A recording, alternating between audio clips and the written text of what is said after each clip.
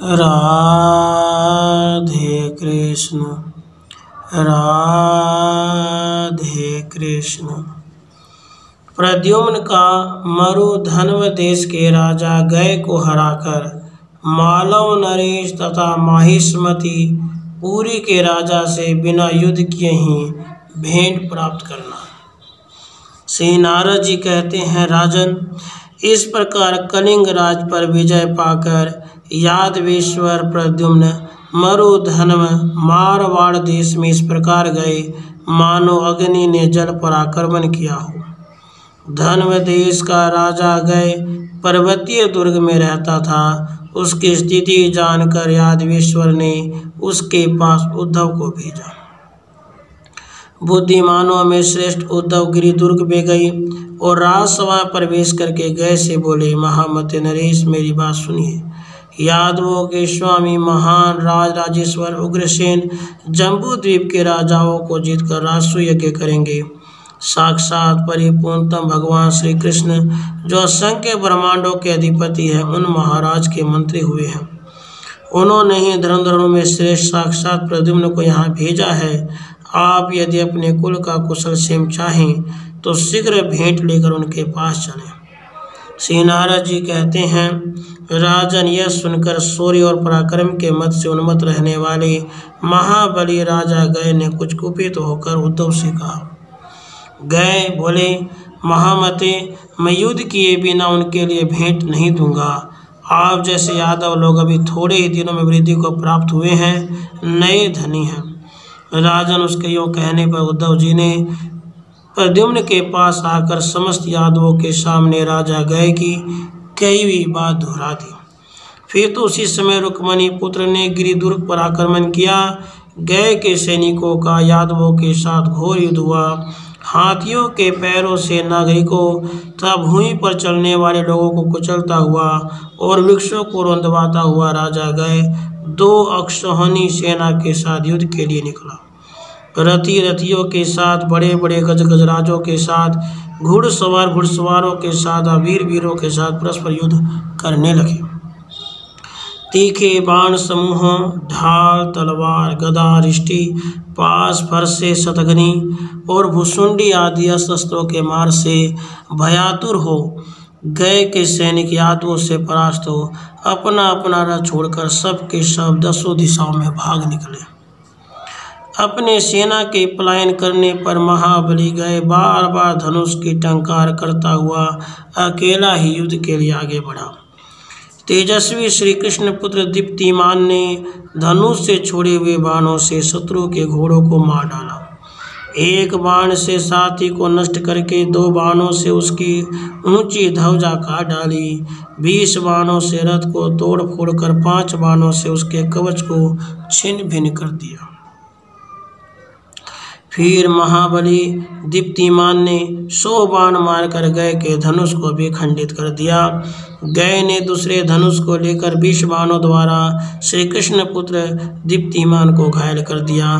फिर वह बलवान वीर मेघ के समान गर्जना करने लगा। समरांगन में उसके प्रहार से दीप्तिमान के हृदय में कुछ व्याकुलता हुई, तथापि उन्होंने एक ज्योतिमय सुदृढ़ शक्ति हाथ में ली और उसे घुमाकर महात्मा गय के ऊपर चलाया।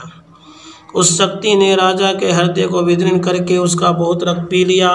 राजन गय भी समरांगन में गिरकर मूर्छित हो गया। दीप्तिमान अपने धनुष की कोटि शत्रु के गले में डालकर उसे घसीटते हुए प्रद्युम्न के सामने उसी प्रकार ले आए जैसे गरुड़ किसी नाग को खींच लाया हो। उस समय मानवों तथा देवताओं की दुंदुभियां एक साथ ही बज उठी। देवता आकाश से और पार्थिव शरीर नरेश भूतल से फूलों की वर्षा करने लगे।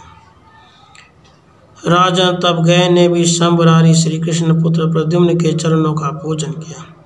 वहाँ से महात्मा प्रद्युम्न अवंतिकापुर को गए, उसी प्रकार जैसे भ्रमर सुनहरी कर्णिका पर टूट पड़े।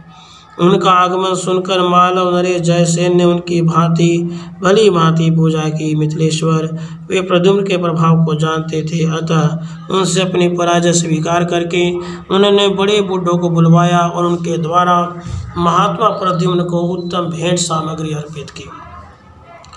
वहाँ अपने पिता की बुआ राजादी देवी को प्रणाम करके महामनस्वी प्रद्युम्न ने अपने फुफेरे भाई विंद और अनुविंद को गले से लगाया और मालव देश के योद्धाओं से सादर घिरकर वे बड़ी शोभा को प्राप्त हुए। वहां से धनुधारियों में श्रेष्ठ प्रद्युम्न माहिष्मतीपुरी को गए और यादवों तथा अपने सैनिकों के साथ वहां उन्होंने नर्मदा नदी का दर्शन किया। जल के कलोलों से सुशोभित नर्मदा मानो श्रृंगार तिलक धारण किए हुई थी और छपी हुई पगड़ी की भांति पुष्प समूहों को बहा रही थी। बेंत, बांस तथा अन्य वृक्षों से फूले हुए माधव तरुओं से घिरी हुई नर्मदा मूर्तिमान तेजस्वी देवताओं से घिरी हुई आकाश गंगा की सी शोभा पाती थी।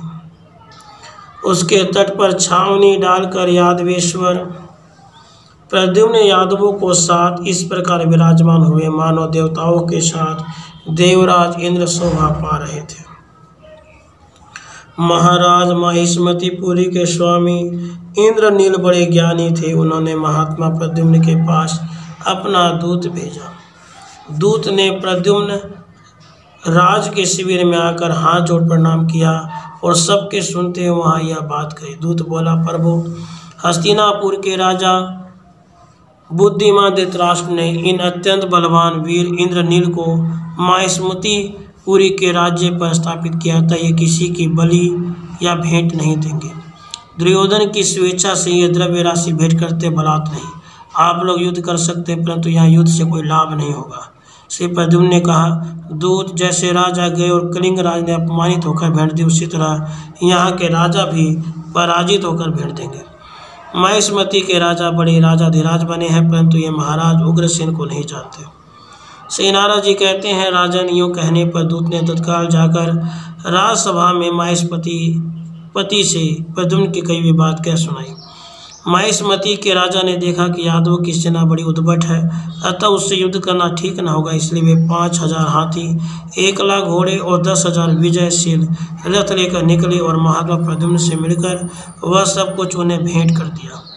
इस प्रकार श्रीगृह संहिता में विश्वजित खंड के अंतर्गत श्री नारद बहुला संवाद में माहिष्मतीपुरी पर विजय नामक 6वां अध्याय पूरा हुआ।